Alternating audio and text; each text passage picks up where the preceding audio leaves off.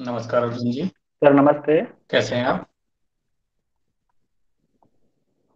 Sir सुन पा रहे हैं आप मुझे? मेरी आवाज क्लियर आ रही है आपके पास? हाँ सर, जी मैं पूरा जी। सुन पा रहा हूँ सर आपको। संक्षेप में अपना परिचय दीजिए। सर मैं जोधपुर जिले की ओसियां पंचायत समिति के एकलकोरी गांव से आता हूँ। मैंने 10वीं की परीक्षा 2007 में आदर्श विद्या मंदिर से उत्तीर्ण की है। उसके बाद 2009 में मैंने जोधपुर से कला संकाय में 12वीं की परीक्षा उत्तीर्ण की। उसके बाद 9-11 के दौरान मैंने बीएसटीसी किया। 2012 से सर मैं सरकारी अध्यापक लेवल प्रथम ग्रेड थर्ड के रूप में अभी तक उसी में सेवा में हूँ सर। और उसके बाद सेवारत में रहते हुए मैंने 2013 में जय नारायण व्यास विश्वविद्यालय से स्वयं पाठी के रूप में अपनी स्नातक की पढ़ाई पूरी की है।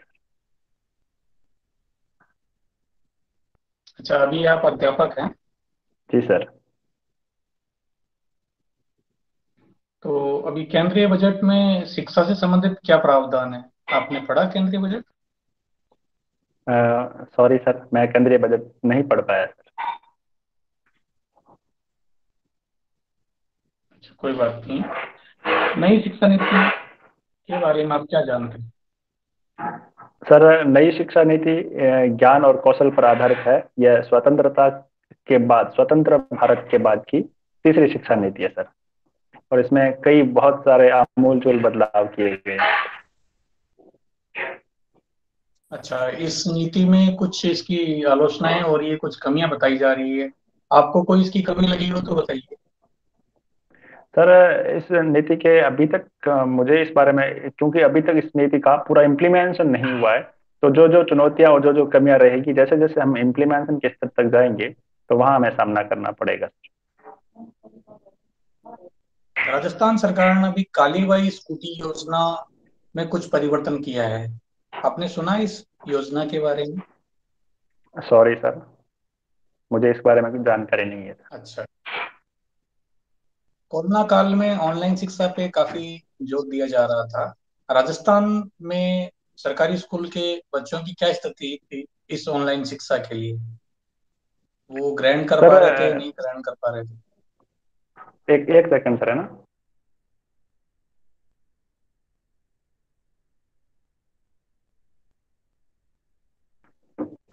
हाँ जी सर। सर क्या राजस्थान माफी के चाहता हूँ, मैं थोड़ा बच्चों सा डिस्टरबेंस था। आप अपना प्रश्न रिपीट करेंगे सर? जी, राजस्थान सरकार में राज्य स्कूल में पढ़ने वाले बच्चों को ऑनलाइन शिक्षा तक उनकी पहुंच कितनी हो पाई, उसका थोड़ा एनालिसिस करके बताइए आप। जी सर।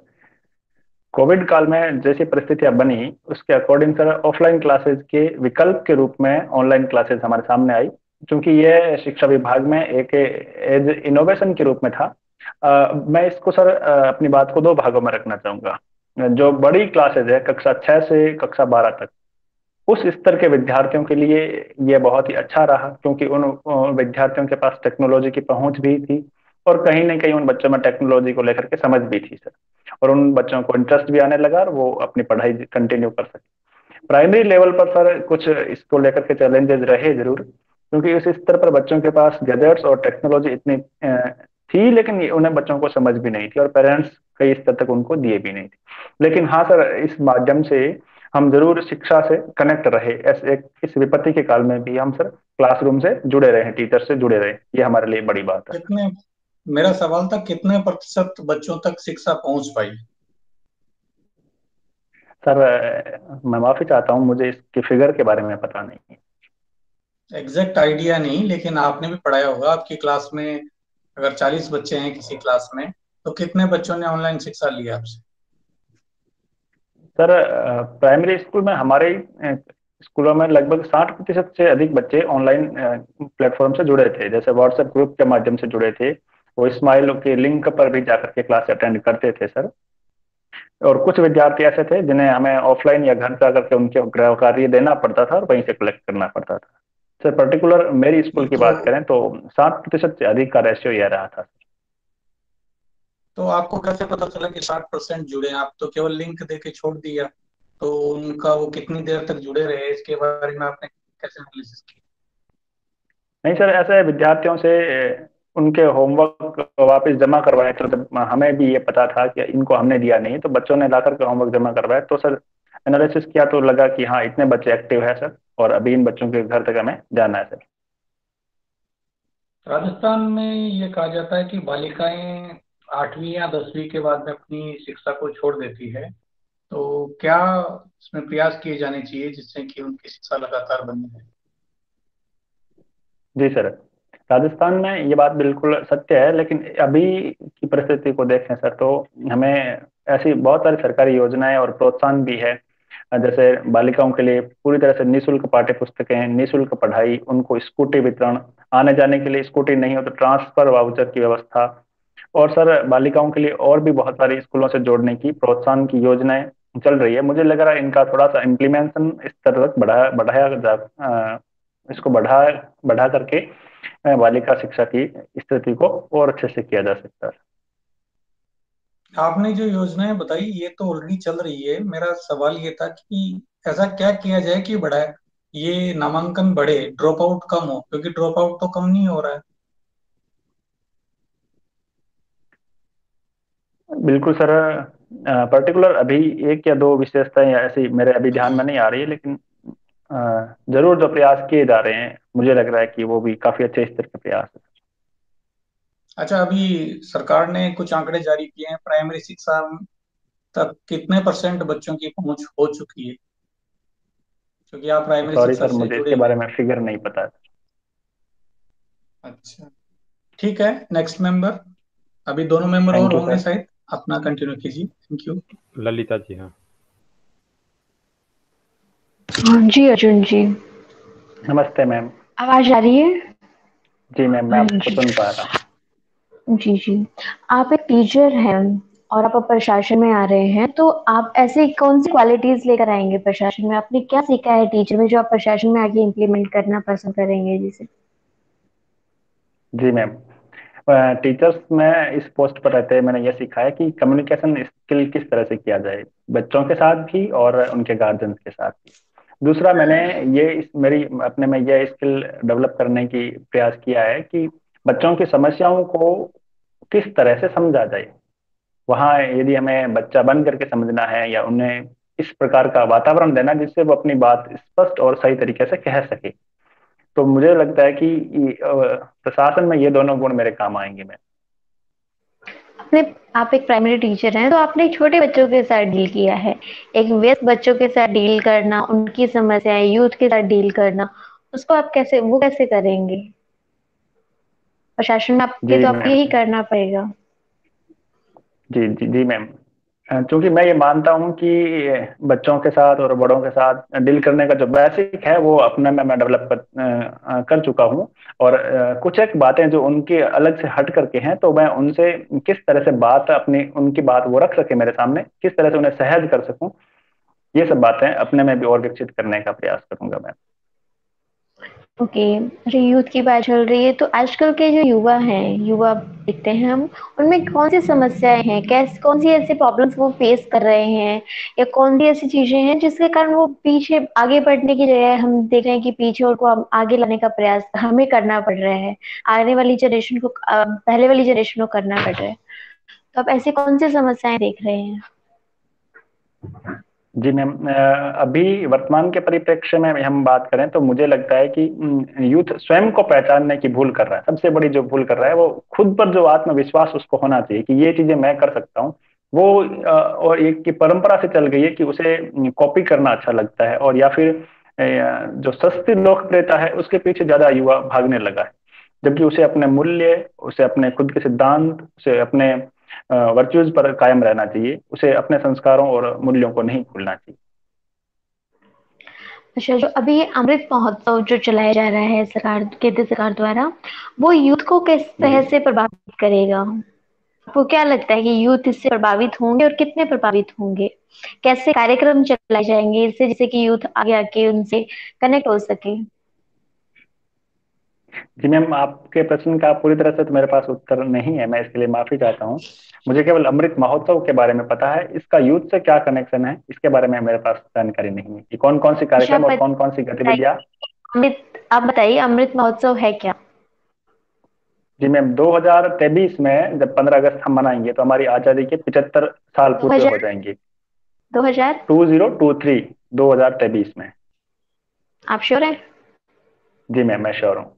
और उसके 75 ठीक सप्ताह है। पहले ये कार्यक्रम शुरू किया गया है। दांडी मार्च के 91 साल पूरे होने पर 12 मार्च से ये अगर हम कार्यक्रम शुरू 75 किया हफ्ते गया है।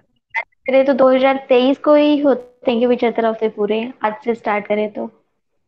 आपने कैलकुलेट किया है?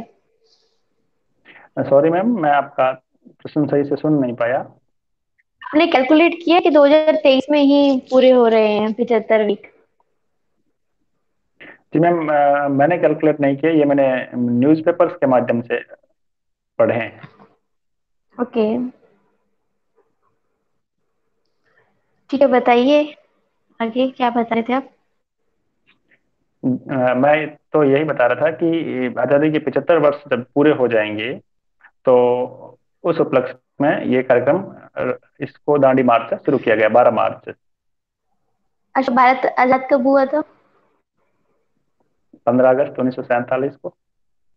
ओके, और कब होते हैं 75 वर्ष पूरे? अ, मैम, मैं माफी चाहता हूँ, मैंने 2023 गलत बता दिया था। इसके लिए मुझे ठीक है। अच्छा, अमृत माफी चाहता हूँ। महोत्सव का उद्देश्य क्या रहेगा? कोई बात नहीं, अमृत महोत्सव का उद्देश्य नहीं। क्या है? जी मैम। 75 वीक अमृत महोत्सव का उद्देश्य क्या है? 75 वीक से जो लाया जा रहा है, 75 वीक का जो प्रोग्राम रहेगा, उसका उद्देश्य क्या है? क्यों हम इतना सारा टाइम वेस्ट कर रहे हैं इस पे? आपको नहीं लगा टाइम वेस्ट? कोविड का टाइम है, हमें कोविड पे ध्यान देना चाहिए, पेंडेमिक पे ध्यान देना चाहिए, एजुकेशन पे ध्यान देना चाहिए, जो इकोनॉमी है उस पे ध्यान देना चाहिए। 75 वीक हम उस पे अमृत महोत्सव पे टाइम वेस्ट नहीं लगता आपको? जी मैम, टाइम वेस्ट पूरी तरह से ये बिल्कुल ऐसा है कि टाइम वेस्ट ही है, ऐसा नहीं है कि हम हमें और चीजों पर ध्यान देना चाहिए बजाय कि इसके। ये भी हमारे लिए एक गौरवशाली बात है, गौरव की बात है कि हम आजाद हुए, हमारे 75 वर्ष हो गए।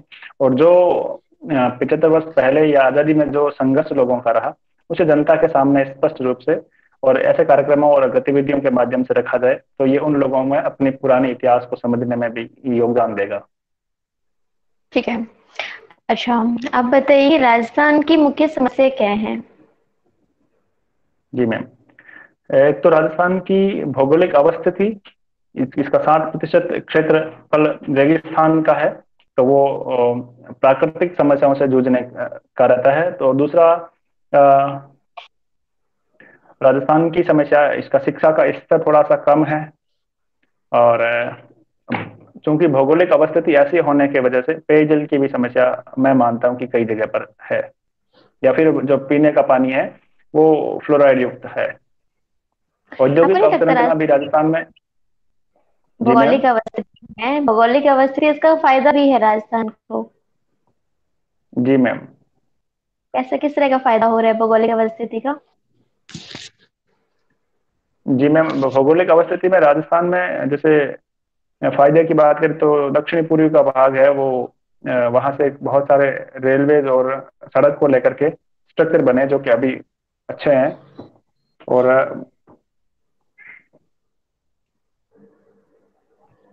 हेलो।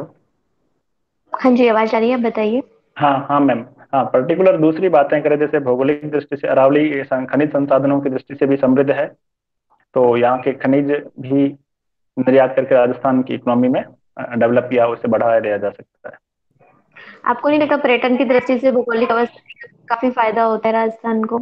यहाँ पे हर तरह का एनवायरनमेंट, हर जैसे आपको मरुस्थल भी दिख जाएगा, आपको विभिन्न तरह का मतलब जलवायु क्लाइमेट मिल जाएगी, तो इसका फायदा नहीं होता राजस्थान को?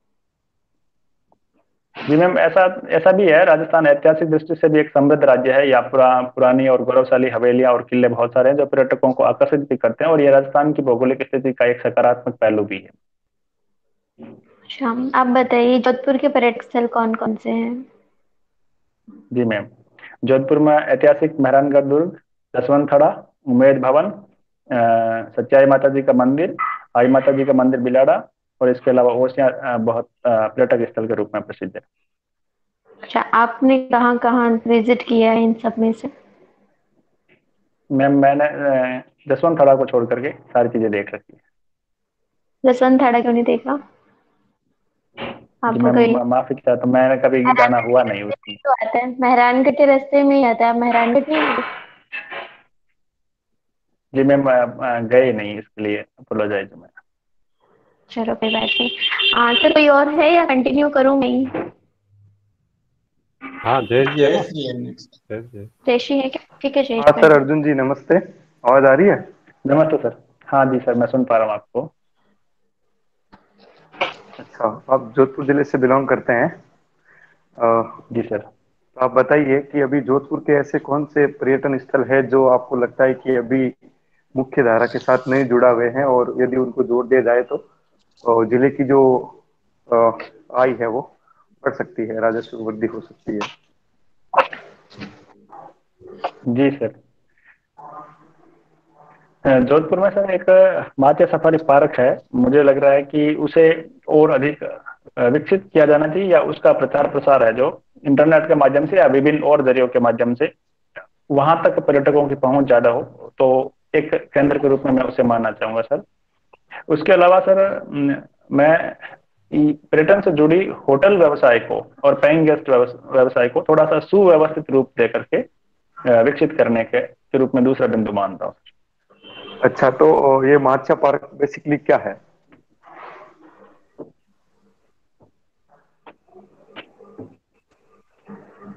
माचा पार्क जी क्या है सर। अर्जुन जी? हम्म।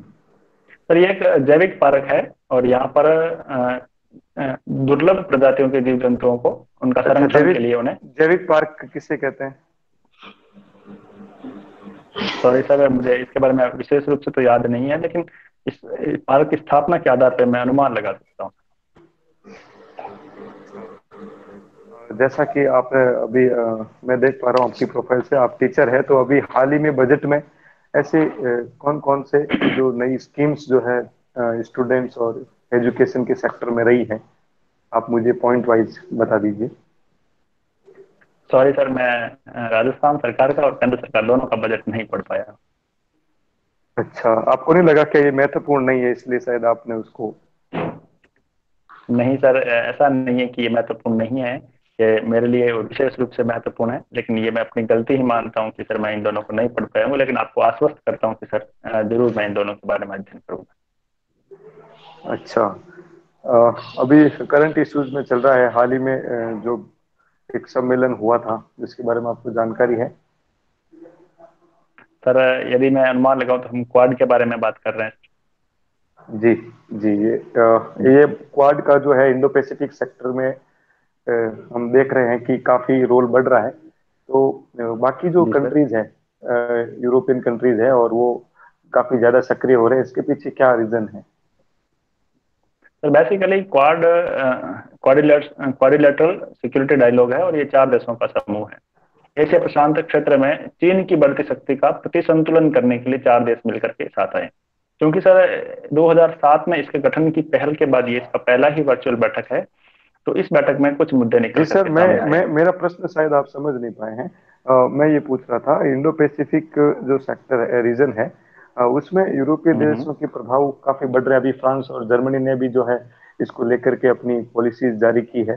तो इसके बारे में हम्म। आपकी क्या राय है, क्यों बढ़ रहे हैं, क्या कारण है? सॉरी सर, इसके बारे में मुझे जानकारी नहीं है। अच्छा, जोधपुर रियासत से जो है आप प्रमुख 4 महिला नेतृत्व जो है करने वाली है, उनका आप नाम बताइए जो इतिहास में सर प्रसिद्ध रही है। जी सर, गोराधाय, अनारा बेगम, अमृता देवी, और सर जी। नन्नी भक्तन। अच्छा, तो इसका इतिहास में बहुत ननी भक्तन का योगदान रहा है। क्या योगदान रहा है इतिहास में? जी सर, मैं पर्टिकुलर राजा विशेष का नाम तो याद नहीं कर पा रहा हूँ, लेकिन मारवाड़ के किसी राठौड़ शासक की प्रेयसी थी नन्ही भक्तन। नहीं, इसका योगदान क्या था? ये महिला, क्या इसने कहीं नेतृत्व किया है? चलो ठीक है। सर मैं रिकॉल नहीं कर पा मैं रहा हूँ, नेक्स्ट। सॉरी। हाँ, ओके।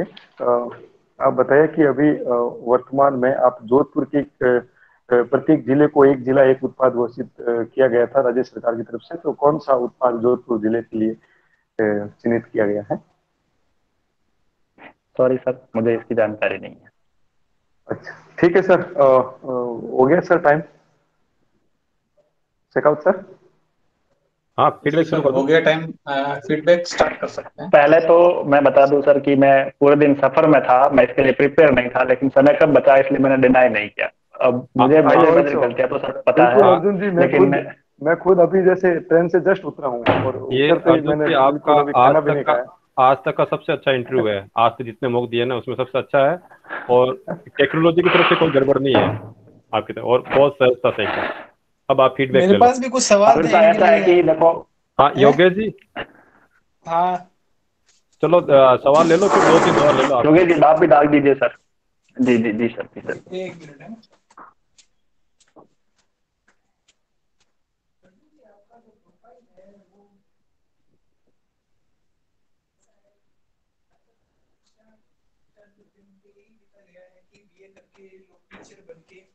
फिर एक जॉब लेके आरएस की तैयारी करते हैं।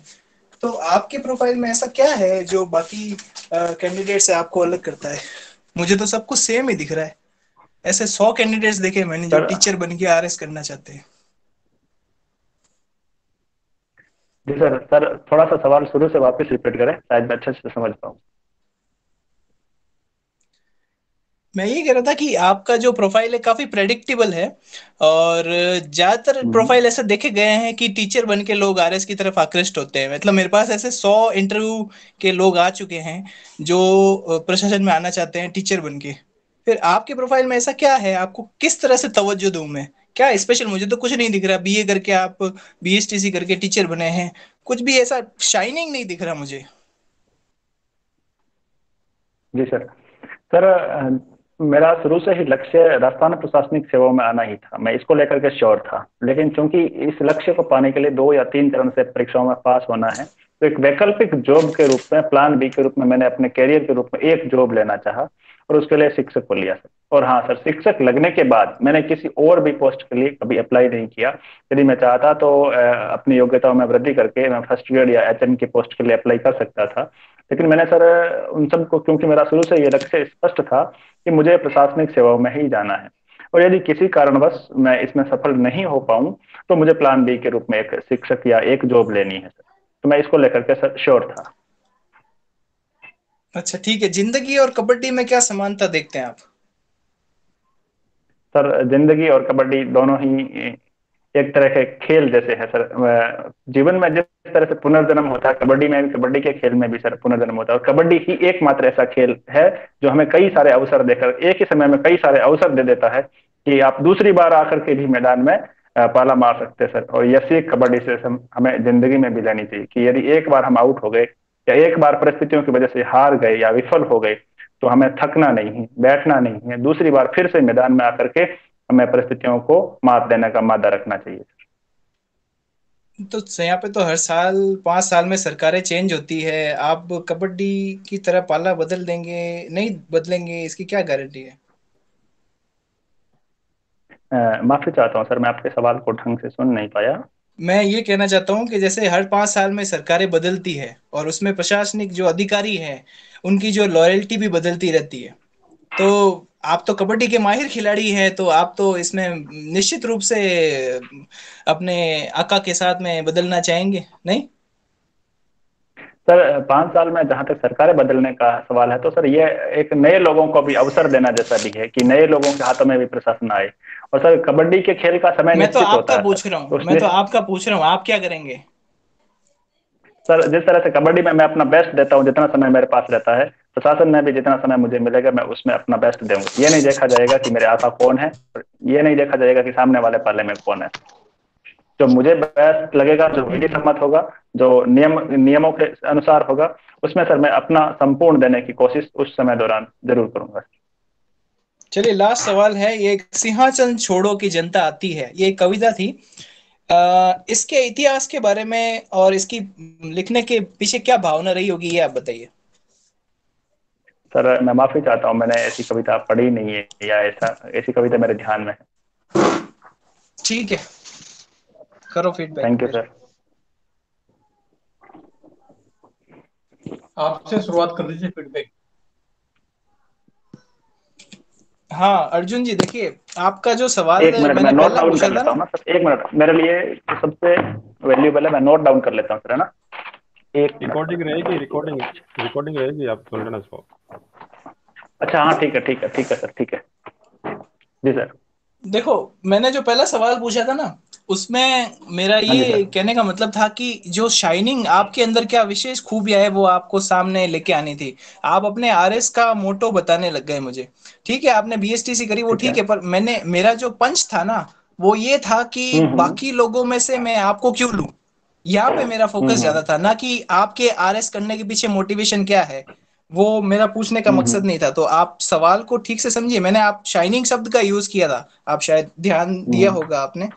और दूसरा सवाल हम्म। मेरा जिंदगी और कबड्डी के संबंध में था।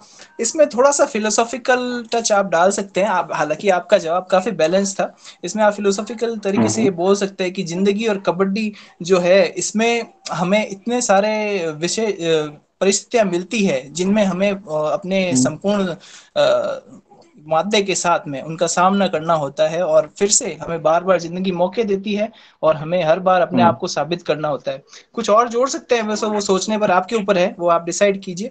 बाकी ये सिंहासन छोड़ो की जनता आती है, ये रामधारी सिंह दिनकर की कविता है, शायद 1948 के आसपास ये इनको इसकी रचना उन्होंने की थी। ये जो तत्कालीन राजनीतिक परिस्थितियां थी उसके संबंध में इसको हम्म। बताया गया था।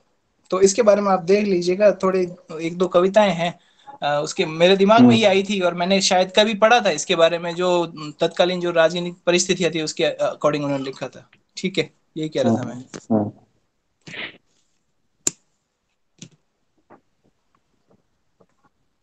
जयेश जी। हाँ जी सर, आवाज आ रही है? जी अर्जुन जी जी, सुन पा रहा बहुत हूँ अच्छा सर। था आपका प्रोनाउंसिएशन है, और वो तो सबकी हम आपसे सीखते हैं उससे तो। हम्म। और बाकी माचिया पार्क वाला है, तो उसके अलावा मैं पर्यटन सेक्टर को काफी वाइड एरिया से देखना चाह रहा था कि अब उसमें एनर्जी हम्म। वाला जो पोर्शन है उसमें जोड़ सकते थे, जैसे कि अपने बड़ला सोलर पार्क है उसका। और उसके अलावा भी जो है अपने माचिया, उसको डेवलप किया जाता है। माचिया पार्क तो ऑलरेडी डेवलप है, उसका जो किला है हम्म। उसको अभी स्वतंत्रता सेनानियों का म्यूजियम बनाने पे चर्चा चल रही है, उस हिसाब से भी देख लेते हैं। और हम्म। हैंडीक्राफ्ट और जो फूड स्पाइसेस जो ये प्रोसेसिंग यूनिट है उसके बारे में भी आप हाँ हाँ। बता सकते थे। एग्रो पत्थर फूड के बारे इंडस्ट्रीज में। वगैरह है। हाँ, तो हम्म। ऐसे खूब सारे सेक्टर है जो आपको थोड़ा एरिया वाइड करना था। और बाकी जोधपुर के ठीक लिए है। गुआरगम और हैंडीक्राफ्ट है, इसको जो है सिंबल के रूप में चिन्हित किया गया है। और ठीक है।